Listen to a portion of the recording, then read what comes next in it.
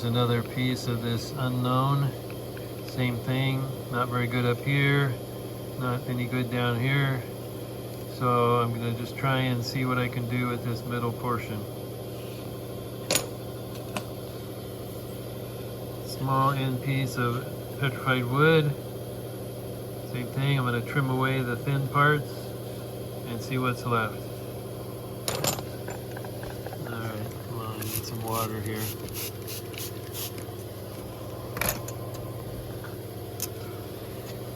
So this is a plume agate of some kind. As you can see, there's a crack or something running through there.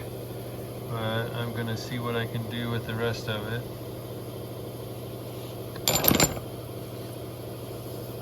Here's a piece of Bruno Jasper. Doesn't have the typical orbs, but I think I could still make a decent oval out of it. Piece of Montana. I'm going to try and get a couple of little, I think those are 12 by 20s in the bottom there. Oh, I guess it's only one. And the rest of it's all pretty fractured. More of the Utah agate. I'm going to try and get a couple small ovals, so maybe I can do like a pendant earring or something like that. Now you might think this is polka dot, but it's not. It's out of Canada, and it's called Selena Blue. So I'm going to see if I can get a little oval out of that. And somebody's saw needs a new blade or something. This was not mine. Now here's a piece of Moroccan seam agate, and I actually cut it down the middle of the seam, and this is what the middle of it looks like. So I'm going to obviously have to grind down this, and this will probably end up being the top, but we'll see once I grind the back off. But that's what you get when you cut a seam agate the opposite way. Now here's a big giant piece of Jasper. It looks wood, but it's not. It's actually Jasper, and I'm going to try and get a 38 by 52 out of it. I just like the swirl patterns running through it. Here's a piece of petrified wood. Looks like not quite a 30 by 40, probably like 22 by 18 or something like that. Another piece of plume agate. Not sure about those pits though. They might not polish very well, but I'm going to give it a try. Here's some purple saginite. And I might be purple chalcedony, actually. I do have purple saginite as well though. And I'm going to try and get a little oval out of there. Here's another piece of polka dot. I'm going to try and get an oval up top, and a pure blue, I guess they call it the ice blue, teardrop out of the bottom. Good and thick, so it should be nice high dome.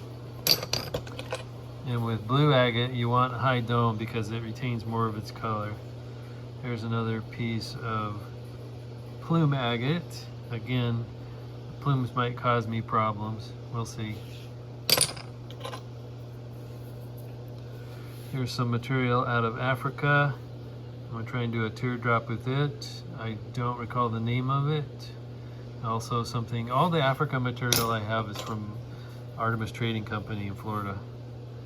Here it's a chunk of petrified wood, and I'm going to try and do a big oval.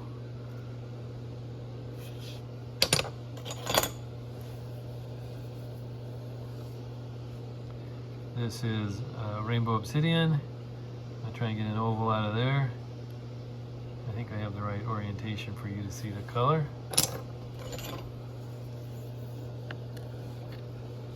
This is also obsidian. I actually drew an arrow on it so that I could tell the orientation. That's not quite showing here, but it's there.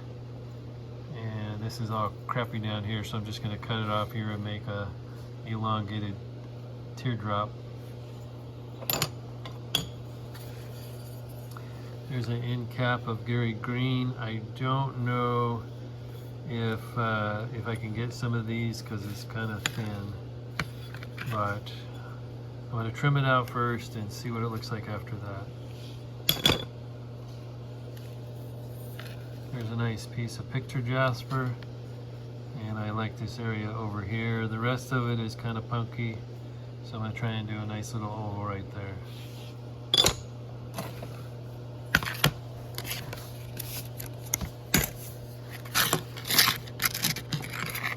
I need to grind this down a little bit. As you can see, there's some color in there. And then once I get it ground down, I'll see what's left, because as you can see, there's some very uneven areas. But I think there's some nice blue in here, or Aurora Borealis, one of the two. So, a lot of work on the grinder. There's a couple pieces, or a couple ovals called kitty litter jasper. I've had this for a very long time. So I'm gonna see if I can get a couple small ovals out of that. Here's a piece of gold sheen obsidian. Same thing, gotta grind it down and see what's left. This is the center of a thunder egg. It's got nice carnelian inside of it, so I'm just gonna go with the rough shape of it. A little pocket in the center.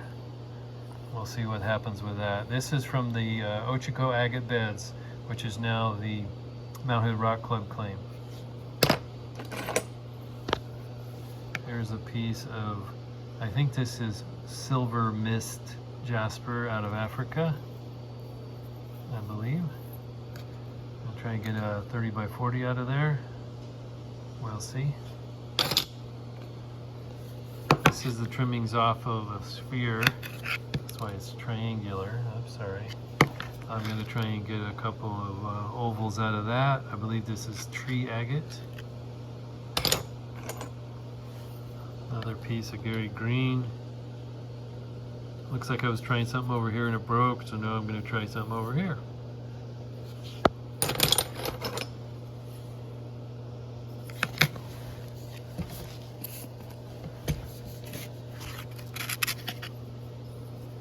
As you can see, this is a big chunk of sheen.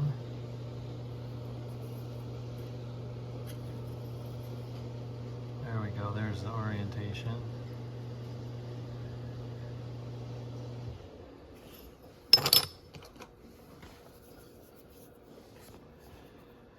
This is hard to see, but it is midnight lace.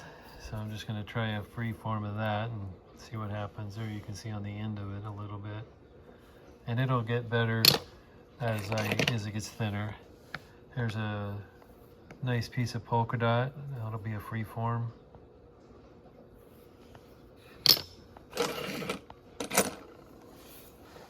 This is probably Deschutes. I'm going to try and get a 38 by 52 out of there. I have to be careful of that spot right up there, but I think I'm okay. There's a piece of ocean agate. Lots of tubes in there, so that should turn out to be pretty cool. Another piece of leopard skin jasper. I'm going to try and get a shield out of that. A little thin up top, but I think it'll still be okay. There's a nice Bruno jasper. Got good solid orbs in there, so I'll just work around those. As you can see, these are thunder eggs. There's a piece of the matrix there. Most people don't realize it, but this is a thunder egg.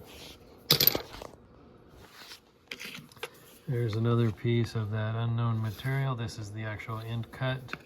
Same thing, I'm going to trim away the junk and see what's left. This is a piece of Arizona wood. I'm going to just kind of go with whatever it decides it wants to be. Here's a piece of picture jasper. Apparently I paid 75 cents for it. And looks like there's a crack down the middle here. Might be healed. I don't feel it. And so it'll just be a free form. There's another piece of Bruno. It's got a nice little orb in there, a couple of them. Again, I will just go with what it decides it wants to be to show the orbs.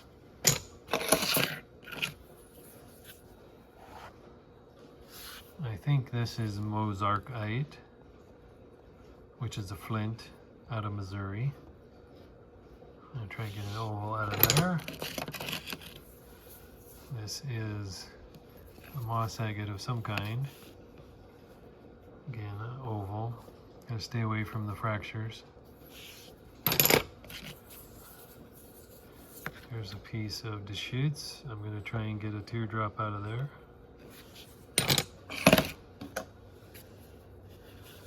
This is another portion of that Moroccan seam. Same thing.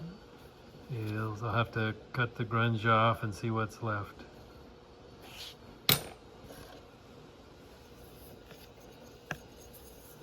This is a thin slab, so it's hard to say if it'll actually do anything, but it'll be a freeform since most of this is framed with the red. You know, so it'll probably be like a stand-up teardrop. More of the agate from Utah. It might be Last Chance. There's a couple places over there. And then another same piece of rock, same size cab. I think that's a 30 by 40. And I have a couple pieces of this carnelian tube agate. And I've drawn lines on there so I can see my cracks so I can work around them. And I have a couple pieces of that. And I'm gonna just kind of go with these little sections. And then I have a 38 by 52 piece of Rocky Butte. Again, it's thin though, so we'll see after I trim it out what it looks like. And that's it. Got this huge gallon bucket, and next step will be to trim it out.